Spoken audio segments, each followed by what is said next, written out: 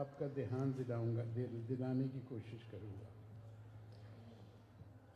I am convinced that Karachi has a very bright future, in spite of all the problems that it has at present. And I say this in spite of the fact that 3 of my close colleagues were gunned down in targeted killings this year.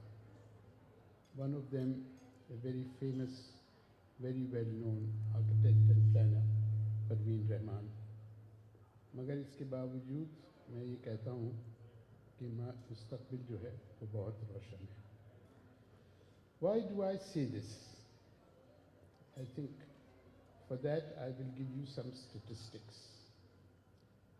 First of all, Karachi today houses, feeds and employs,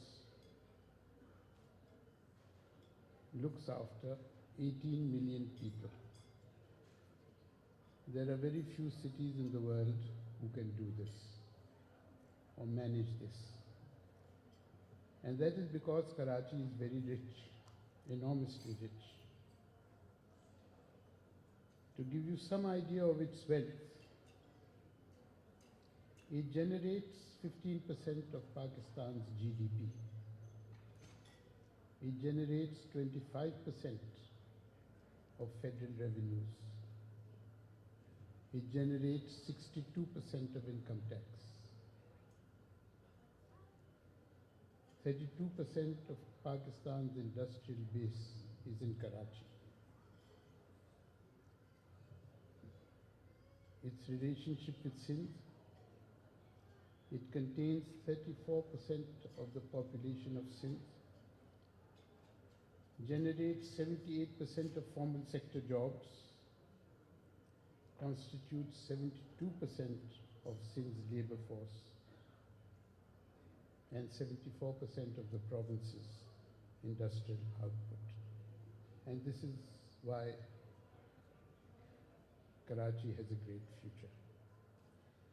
In addition to this, Karachiites pay 500 million rupees every single day as bhatta. It is not a small figure. And this is a modest estimate, 500 million. Hawkers pay it, shopkeepers pay it, transporters pay it, hospitals pay it, you name it. This bhatta is paid. And this amounts to approximately 1.9 billion US dollars yearly. There is a whole system whereby this is collected. In addition, in 2006, Karachiites purchased 1.6 billion rupees worth of automobiles. Very few cities in the world have an economy as powerful as this. آپ مقابلہ کر لیں اور شہروں سے نہیں کر سکیں گے. Then, it is the only outlet to the sea for Central Asia and China. And that is why there is this immense interest in Karachi. And a lot of its present day problems, most of its present day conflicts are the result of this reality, that it is the only outlet to the sea. It's a big international game. Then you have other things that support Karachi. In its hinterland, there is the gas of Badin, some of the largest gas fields in South Asia. There is Thar coal.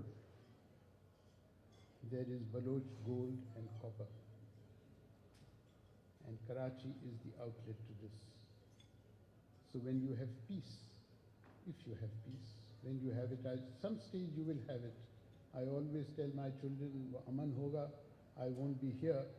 It will be like going away in the middle of a film. But it will happen. It's in the nature of things that this peace happens. But to you make use of this enormous potential You need skills and you need entrepreneurship in addition to peace. But there are other big social changes that are taking place in Karachi. They are taking place in all of Pakistan actually, but much faster in Karachi than anywhere else. I'll just point towards some of them, although there are very many. Firstly, the most important age group in a census is the age group of 15 to 24. This is because this age group is the present and it is also the future. In this age group, in 1981, 16% men were married and 40% women were married. Today, in this age group, 7% men are married and less than 20% women are married. In addition to this, in this age group, in 1981, 63% women were literate and 67% men were literate. Today, 86% women are literate in this age group and 84.7% men are literate.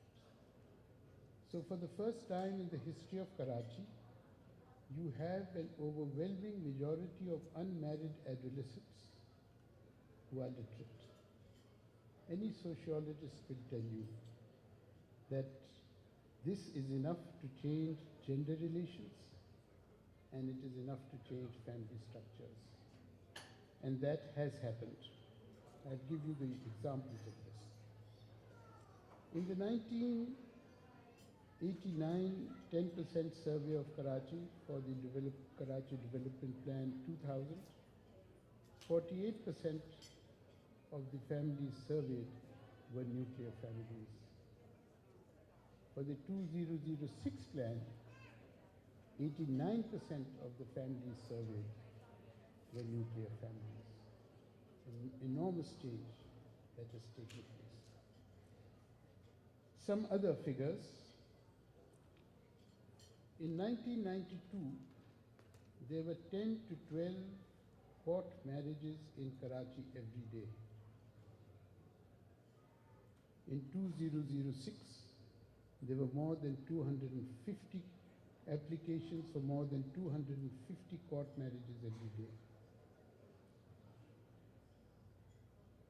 More than half of these applications for court marriages in 2006 were from the interior of Sindh. There are so many that the courts cannot deal with them. Court marriages where the couple seeks the protection of the court against their families.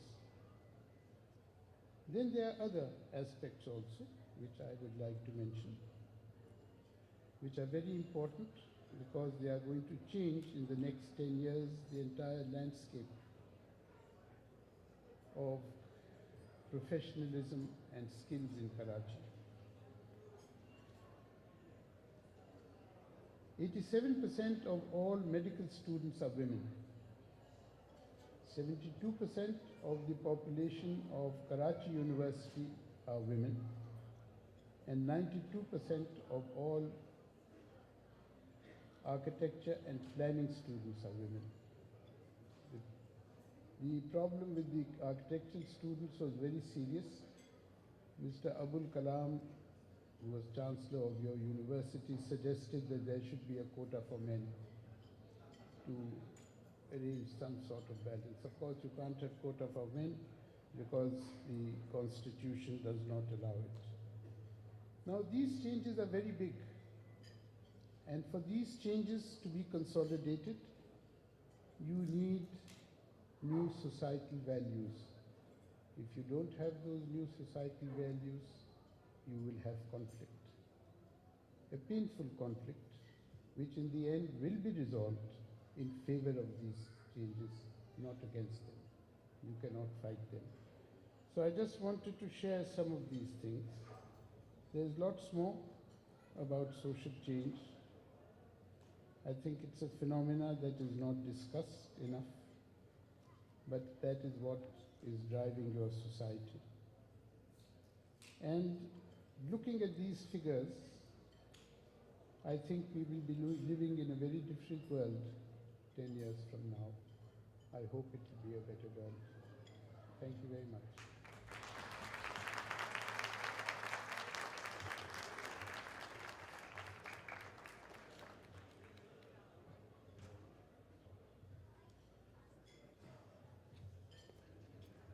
Thank you, Ayush Saab, for a very insightful speech. And in continuation of the same, the question was कि कराची क्या है, कराची ने हमें क्या दिया और हमसे क्या लिया. अगर मुझसे ये सवाल किया जाए तो मैं कहूँगा कराची वो अजीम शहर है जिसके दामन में जामिया NED जैसी यूनिवर्सिटी पनपती है और उस जामिया NED से हम जैसे लोग निकलते हैं. इस पे कुछ लोग तो खुश होंगे कि क्या शाहकार निकलते हैं, कुछ लोग परेशान होंगे कि यार कहाँ फंस गए, किसके घर पे शादी कर ली कि आज तक सर पीटते हैं. लेकिन हमारे लिए ये फ़ख्र की बात है कि कराची जैसे शहर में जामिया NED है और उसी पे ये सवाल आता है कि जामिया NED है क्या. क्या ये वो चंद दर दीवार हैं जो ओल्ड कैंपस के थे, कुछ टूटी हुई मशीनें हैं, कुछ गिरते हुए छत हैं, कुछ हसीनाओं के आंचल हैं, कुछ रूमानी यादें हैं, या उससे बढ़ के भी है, या वो नई कैंपस की दीवारें हैं या नए कैंपस के शाहकार हैं. NEDian क्या है और NED क्या है? मुझसे पूछो तो ये वो भट्टी है जिसमें से गुजर के कुंदन निकलता है. इसमें पत्थर को भी डाल दो तो हीरा निकलता है. जब NED की तारीफ हो ही गई तो बात आती है NEDian की तारीफ की. वो मैं अभी नहीं करना चाहता कि कुछ ख़वातीन के चेहरे पे शिकने आ गई हैं कि ये कुंदन कैसा है, ये हीरा कैसा है जो ना चमकता है, न दमकता है, न कुछ लेता है, न कुछ देता है. इसलिए मैं NEDian की तारीफ बाद में करूँगा. फ़िलहाल मैं अपने को होस्ट से कहूँगा कि जैसे कि माजी की रिवायत रही है कि मैं स्टेज पे खड़ा करके बकवास करता रहा हूँ और मेरे पीछे वालों ने समेटने की कोशिश की है और मेरी तरफ से माजरत की है कि साहब इन्होंने जो कुछ कहा उसके लिए हम माजरत चाहते हैं. अस्मा. आसन साहब, मैं माजरत बिल्कुल भी नहीं करूँगी आपकी तरफ से, क्योंकि मैं खुद को इस बात से रिलेट करती हूँ कि वाकई NED एक ऐसी खुशगवार, NED से मुतालिक सारी यादें बहुत ही खुशगवार हैं कि जब आप शाम को थके हुए घर लौटते हैं और अपने आप को इस मुकाम पे देखते हैं कि आप और हम सब यहाँ जिस मुकाम पे हैं और हमारी जो पहचान है वो NED यूनिवर्सिटी की वजह से है. हमने बहुत